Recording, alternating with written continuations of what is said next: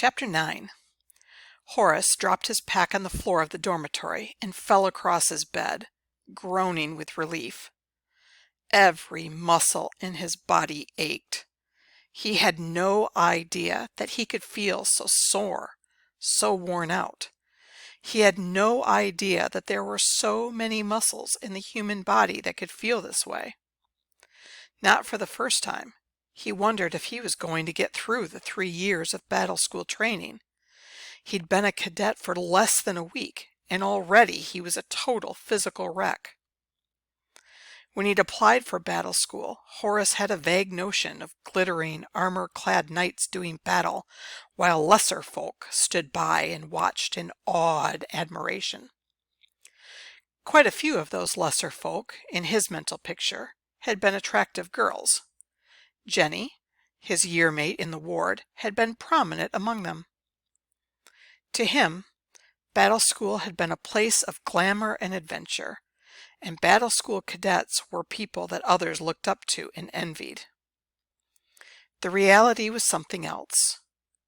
So far, battle school cadets were people who rose before the dawn and spent the hour before breakfast doing a severe course of physical training, running, lifting weights, standing in lines of 10 or more to lift and hold heavy logs over their heads. Exhausted by all of this, they were then returned to their quarters, where they had the opportunity to take a brief shower — the water was cold — before making sure the dormitory and ablutions block were absolutely spotless.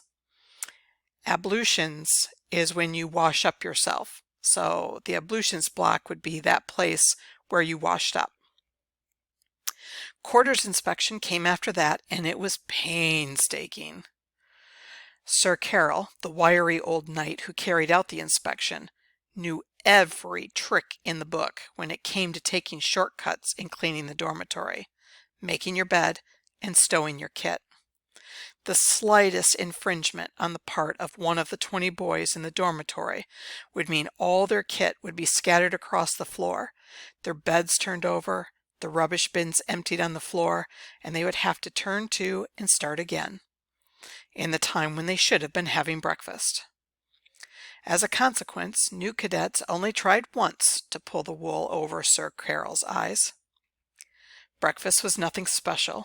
In fact, in Horace's opinion, it was downright basic. But if you missed it, it was a long, hard morning until the lunch hour, which, in keeping with the Spartan life in battle school, was only 20 minutes long. After breakfast, there were classes for 2 hours in military history, the theories of tactics, and so on. Then the cadets were usually required to run the obstacle course, a series of obstacles designed to test speed, agility, balance, and strength. There was a minimum time standard for the course. It had to be completed in under 5 minutes, and any cadet who failed to do so was immediately sent back to the start to try again. It was rare that anyone completed the course without falling at least once, and the course was littered with mud pools, water hazards, and pits filled with nameless but unpleasant matter whose origin Horace didn't even want to think about. Lunch followed the obstacle course, but if you'd fallen during the run, you had to clean up before entering the mess hall, another of those famous cold showers, and that usually took half the time set aside for the meal break. As a consequence, Horace's overwhelming impressions of the first week of battle school were a combination of aching muscles and gnawing hunger. There were more classes after lunch, then physical jerks in the castle yard under the eye of one of the senior year cadets. Then the class would form up and perform close order drill until the end of the school day, when they would have 2 hours to themselves to clean and repair gear and prepare lessons for the following day's classes. Unless, of course, someone had transgressed during the course of the day, or in some way caused displeasure to one of their instructors or observers, in which case they would all be invited to load their packs with rocks and set out on a 12-kilometer run along a course mapped out through the surrounding countryside. Invariably, the course was nowhere near any of the level roads or tracks in the area. It meant running through broken, uneven ground, up hills and across streams, through heavily overgrown thickets where hanging vines and thick underbrush would claw at you and try to pull you down. Horace had just completed one such run. Earlier in the day, one of his classmates had been spotted in Tactics 1 passing a note to a friend. Unfortunately, the note was not in the form of text, but was an unflattering caricature of the long-nosed instructor who taught the class.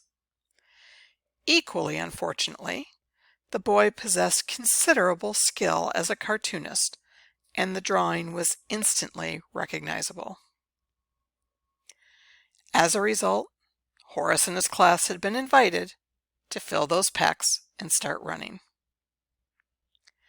He'd gradually felt himself pulling away from the rest of the boys as they labored up the first hill. Even after a few days, the strict regime of the battle school was beginning to show results with Horace. He was fitter than he'd ever been in his life. Added to that was the fact that he had natural ability as an athlete. Though he was unaware of it, he ran with balance and grace where the others seemed to struggle. As the run progressed, he found himself far in front of the others. He pounded on, head up and breathing evenly through his nostrils. So far, he hadn't had much chance to get to know his new classmates. He'd seen most of them around the castle or the village over the years, of course, but growing up in the ward had tended to isolate him from the normal, day-to-day life of the castle and village. Ward children couldn't help but feel different from the others. And it was a feeling that the boys and girls with parents still living reciprocated. The choosing ceremony was peculiar to ward members only. Horace was one of 20 new battle school recruits that year, the other 19 coming through what was considered the normal process: parental influence, patronage, or recommendation from their teachers. As a result, he was regarded as something of a curiosity, and the other boys had so far made no overtures of friendship or even much attempt to get to know him. Still, he thought, smiling with grim satisfaction, he had beaten them all in the run. None of the others were back yet. He'd showed them all right. The door at the end of the dormitory crashed back on its hinges, and heavy boots sounded on the bare floorboards. Horace raised himself on one elbow and groaned inwardly. Bryn, Alda, and Jerome were marching toward him between the neat rows of perfectly made beds. They were second-year cadets, and they seemed to have decided that their life's work was to make Horace's life miserable. Quickly, he swung his legs over the side of the bed and stood up, but not quickly enough. "What are you doing lying in bed?" Alda yelled at him. "Who told you it was lights out?" Bryn and Jerome grinned. They enjoyed Alda's verbal sallies. They weren't anywhere near as original, but they made up for their lack of verbal invention with a heavy reliance on the physical side of things. 20 push-ups, Bryn ordered. Now! Horace hesitated a moment. He was actually bigger than any of them. If it came to a confrontation, he was sure he could beat any of them. But they were 3.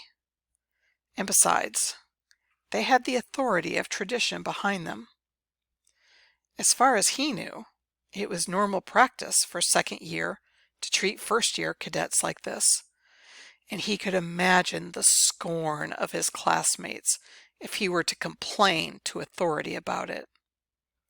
Nobody likes a crybaby, he told himself, as he began to drop to the ground. But Bryn had seen the hesitation, and perhaps even the fleeting light of rebellion in his eyes. 30 push-ups, he snapped. Do it now!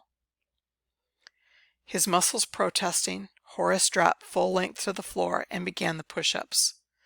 Immediately he felt a foot in the small of his back, bearing down on him as he tried to raise himself from the floor. "Come on, baby!" It was Jerome now. "Put a bit of effort into it." Horace struggled through a push-up. Jerome had developed the skill of maintaining just the right amount of pressure. Any more and Horace would never have been able to complete the push-up. But the second-year cadet also kept pressing down as Horace started back down again. That made the exercise all the harder. He had to maintain the same amount of upward pressure as he lowered himself. Otherwise, he would be driven hard against the floor. Groaning, he completed the first, then started another. "Stop crying, baby!" Alda yelled at him. Then he moved to Horace's bed. "Didn't you make this bed this morning?" he yelled. Horace, struggling up again against the pressure of Jerome's foot, could only grunt in reply. "What? What?" Alda bent so that his face was only centimeters away. "What's that, baby? Speak up!" "Yes, sir," Horace managed to whisper.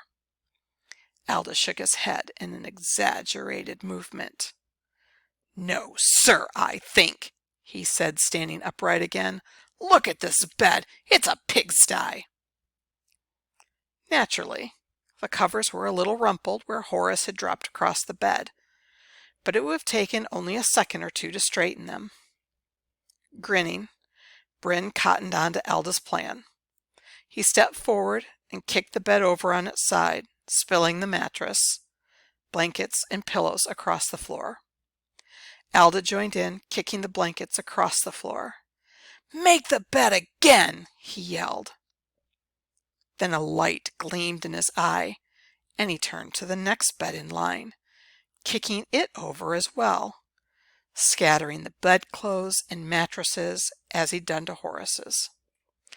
"Make them all again!" he yelled, delighted with his idea. Bryn joined him, grinning widely, as they tumbled the 20 beds, scattering blankets, pillows, and mattresses around the room. Horace, struggling still through the 30 push-ups, gritted his teeth. Perspiration ran into his eyes, stinging them and blurring his vision. "Crying, are you, baby?" he heard Jerome yell. "Go home and cry to Mommy, then." His foot shoved viciously into Horace's back, sending him sprawling on the floor. "Baby doesn't have a mommy," Alda said. "Baby's a ward brat. Mommy ran off with a riverboat sailor."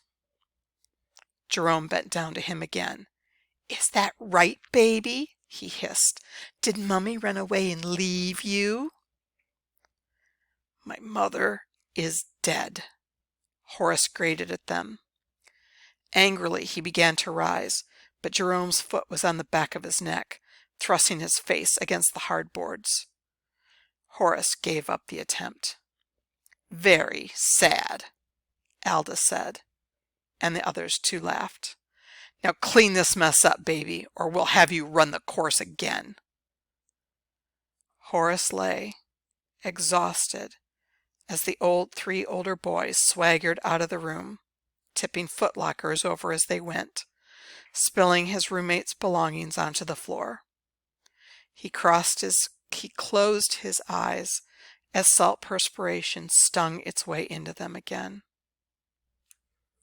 "I hate this place," he said, his voice muffled by the rough planks on the floor.